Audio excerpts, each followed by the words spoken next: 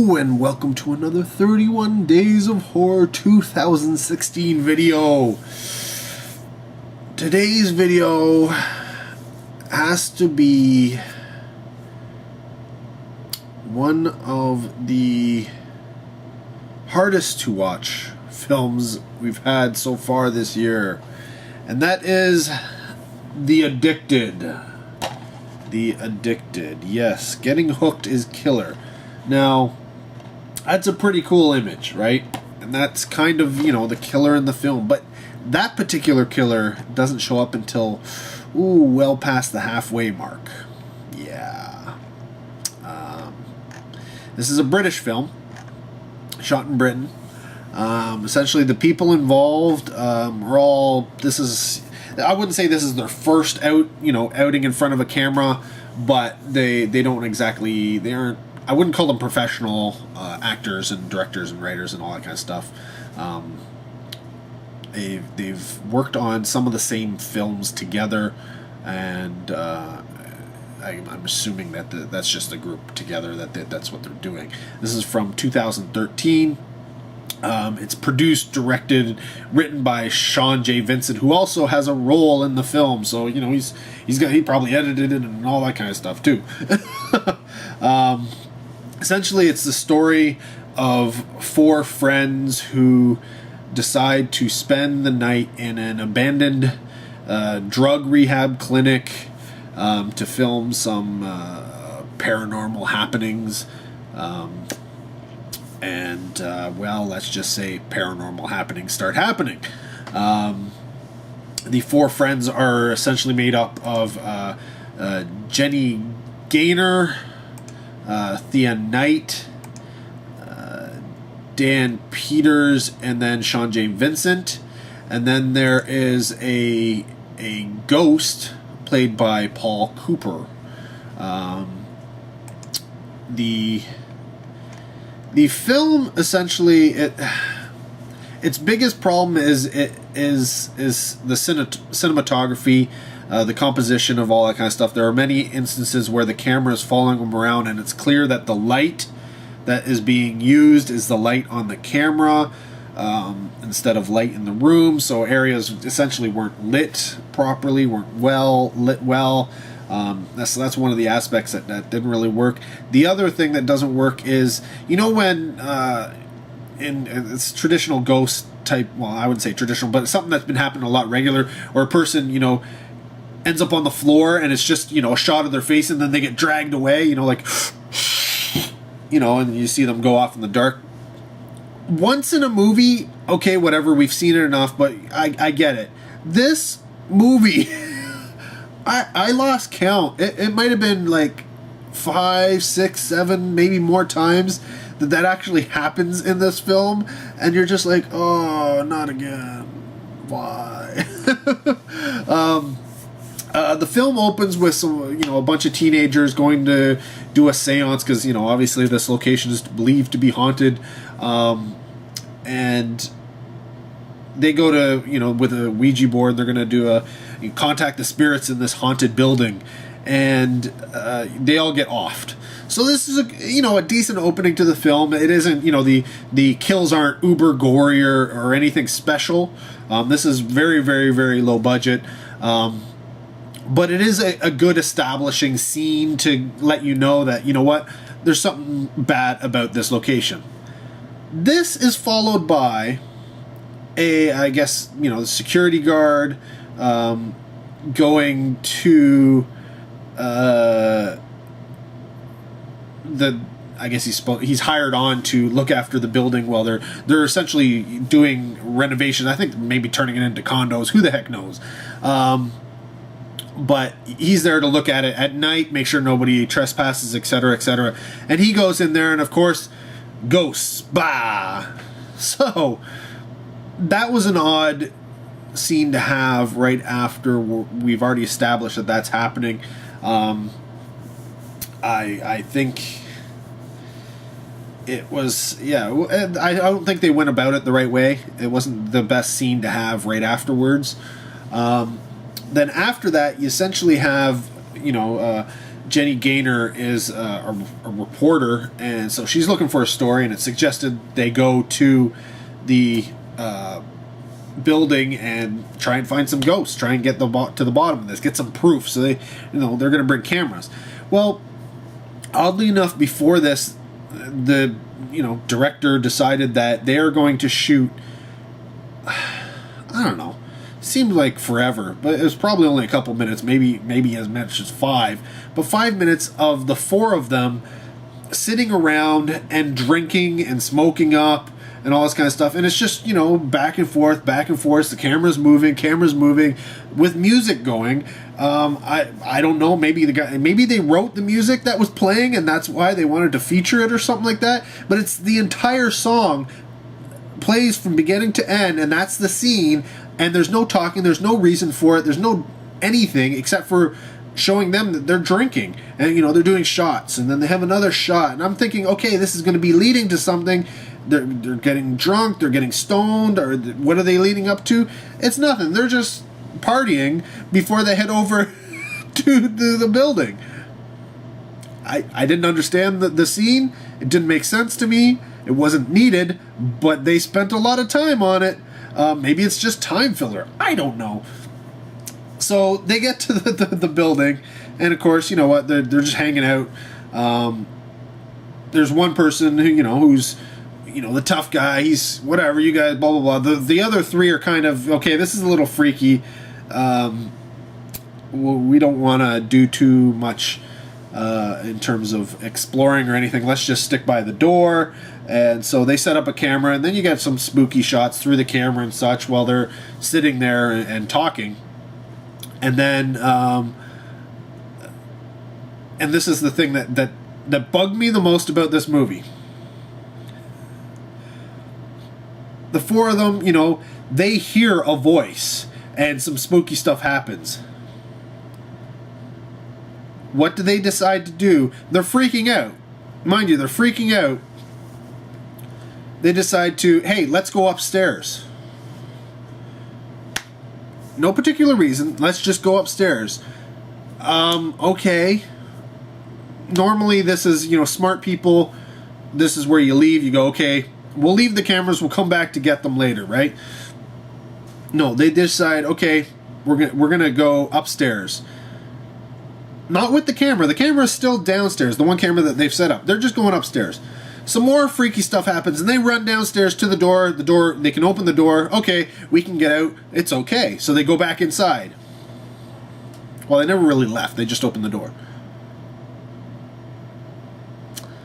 Then they decide to set up, a couple of other cameras after what they've just experienced, and they're freaking out even more than they did before.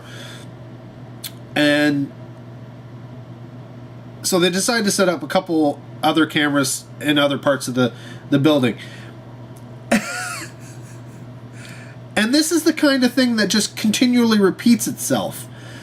They decide to, let's go exploring. Something scary happens. Let's go back. Let's run away. I'm really, really, really scared. Well, what should we do? I don't know. Let's go exploring. And to a point where the other guy, not the macho guy, but the other guy, I think the macho guy was looking for, they got to the point where all the exits were sealed, right? And so he goes to try and find another way out. And the other guy was even more scared than the 2 girls. And at one point, he's like, what was his name? Adam? I think it was Adam. Did Adam leave his cigarettes? Or fags, right? I need a cigarette.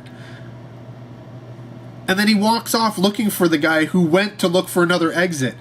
And leaves the 2 girls, and the other girls are like, what are you doing? Where are you going? And he's just like walking around. And this is the guy who, like, a few minutes before was the most paranoid and afraid out of all of them. He's the one who decides that he's going to go off by himself. And it was just constantly more and more of that over and over. And you always have, those things where you yell at the screen, you go, oh, don't go up the stairs, or don't go into the basement, and don't do this. Honestly, this had two locations. Downstairs of the warehouse by the door, had the stairwell, and another location, it could have been downstairs, could have been upstairs, either way. And they just kept shooting in these things, so it's up the stairs, down the stairs, up the stairs, down the stairs. Even though they're, trying to make it look like a different location, it really didn't work. And it's one of those things where, God, I yelled at the screen and groaned so many times that, honestly, the movie was almost making me mad. Like, how stupid can people be? Okay? How stupid? And I mean, like, I get it, you hear voices and stuff, you get a little scared, okay, whatever. We're here to get evidence of the ghosts. So you continue on. That I get. But as soon as somebody is attacked by a ghost, and you get locked into the building, that's where you don't start messing around. Like, you make a point of trying to find a way out. Nothing else. Get out. But no. Now the ghost, the Paul Cooper's ghost, is actually, you see him in flashbacks.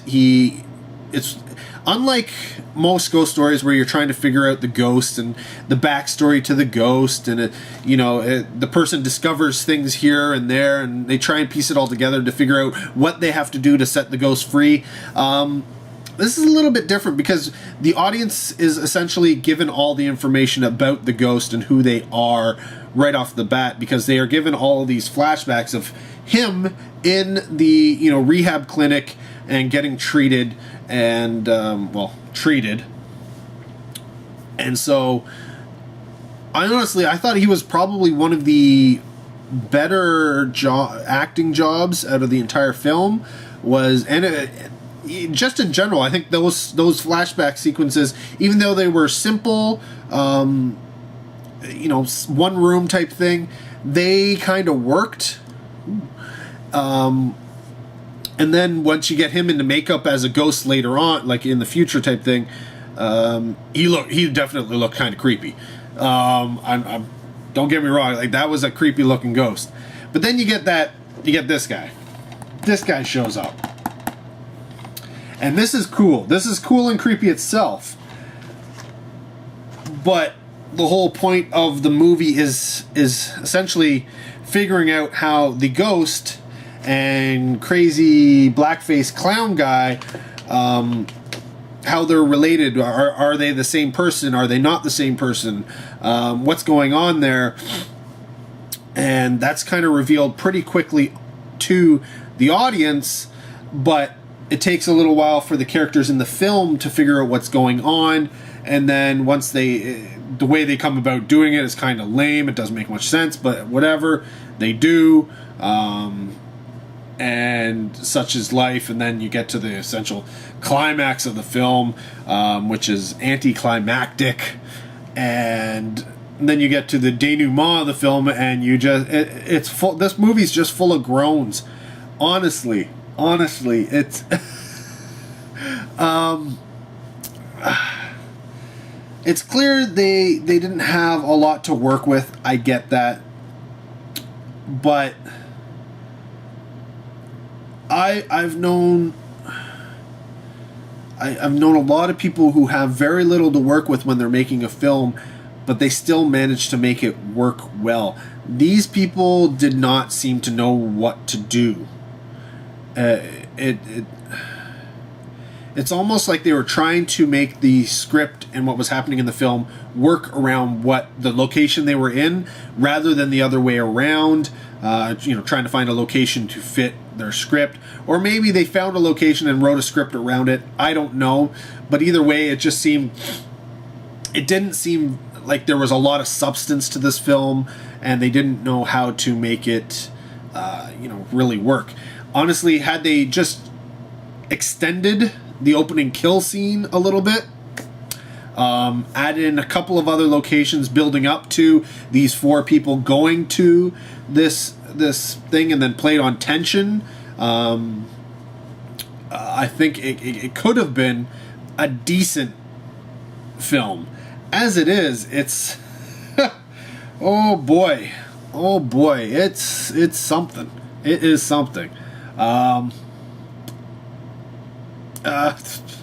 Yeah, it actually, honestly, it had me laughing at points, and not because they were intentionally looking for laughs, but simply because it was like I said, there was so much groan-inducing action going on in this film that eventually you just throw up your hands and just go, whatever, okay, and you laugh at them and you just chuckle, and you put your, you're trying to hold it back, head over and be like, oh my god, what am I watching?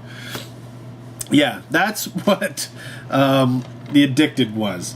Not good, and not entirely bad, but not recommendable. Yeah, it's too bad, because honestly, watching it, and even with what they had to go in there, you can see how they could have made a better film if they just sort of stepped back and looked at what they were doing or what they wanted to do. And yeah, unfortunately, they didn't do any of that. So at least it had some exploding light bulbs. That was kind of cool. You don't get that a lot in films of this nature. But it's a lot of off-screen kills. Not a lot of blood and gore and stuff like that, which probably would have helped a little bit, would have given you a little bit, because there are no scares, despite the fact that this is sort of a serial killer ghost story combo. Not very scary, no tension, no suspense, and just outright, laughable and groan-worthy. So if laughable and groan-worthy is what you're into, check out The Addicted. Otherwise, don't. Yeah. There you go. Real quick, another downer for our 31 Days of Horror this year. We are not hitting anything good yet. This is not a good sign. Maybe our, expectations are too high? I don't know. But you keep watching. Till next video, take care. Have a good one.